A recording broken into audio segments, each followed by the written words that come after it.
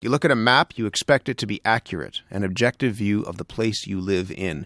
One Toronto artist says that maps can be just as easily used to distort the truth and wipe out different perspectives.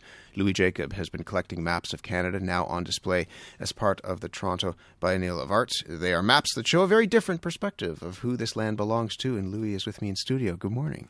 Good morning, Matt. How are you? I'm great, and I love maps, so I'm fascinated by this. Excellent. When did you start to realize that maps can tell different stories?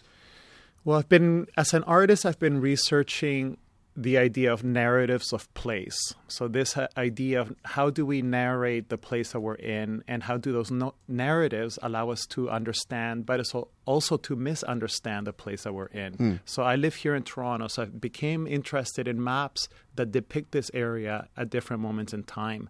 I started looking at this maybe a couple of years ago, and it opened up a rabbit's hole for me. It was fascinating. You have a map from, the oldest map is from, what, 1677? 1677. Oh my goodness. Tell me the story that the map tells. Well, it's incredible because it's a map made in Venice depicting North America. 3 of the Great Lakes are marked in the map, but 2 are only the mouths of the lakes are present, and then the mouths trail off into blank paper. So they didn't get that most far of in. the map does not include the U.S. and Canada. Only the eastern shoreline and the south side of the continent are marked. The rest is blank paper because the explorers, the European explorers, don't know what is there. So What else? It's an interesting way to think about this environment, right? Part of this is about the stories that the maps tell and whose land it is and whose land they're on.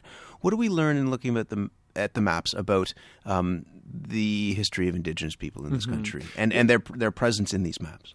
Absolutely. So this map, even though it has so many blank spots, it clearly marks this area as Petun Nation and Huron Nation, right? So the map makers clearly knew they were in other people's countries, and they're marked.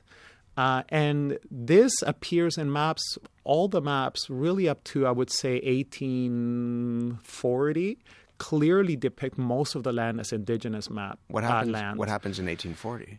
The relationships change between non-Indigenous people and Indigenous people. Up until that time, the relationship was really often based on trade relationships and diplomacy, and much more a recognition of people of sovereignty and nation-to-nation relationships.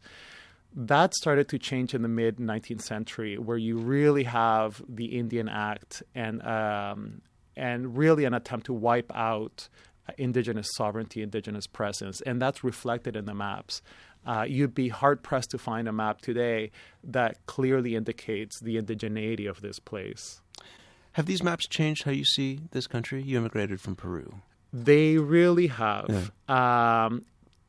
To me, they contain some errors, maybe geographical errors, but they also contain historical information that that helps me understand the many layers that are present here on this place we call Toronto. For the Biennial, one of the co-curators, Candace Hopkins, she made a really interesting observation. She said at a certain point in the in history, Toronto decided to bury its waterways, its creeks, its rivers. And she said at that moment, that's when Toronto decided to start erasing its own history.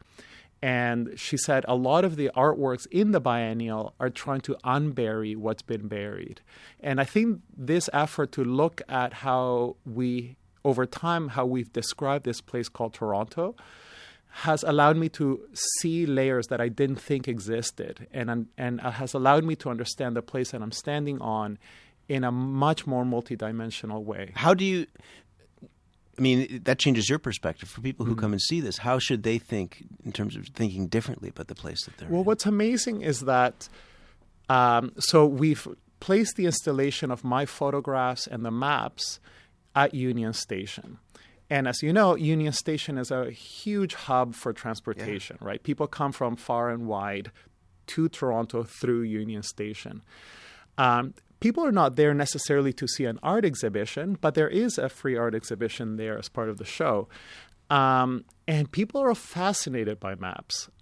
This was a bit of a surprise for me. People stop on their way to catch their train or whatever, and look very closely at these documents. So people are curious, people are interested, and I feel that also people are navigating their travel. So a collection of maps at Union Station makes a lot of sense. We are used to carrying maps like on our phones and everything else. So these are navigation devices that we use every day.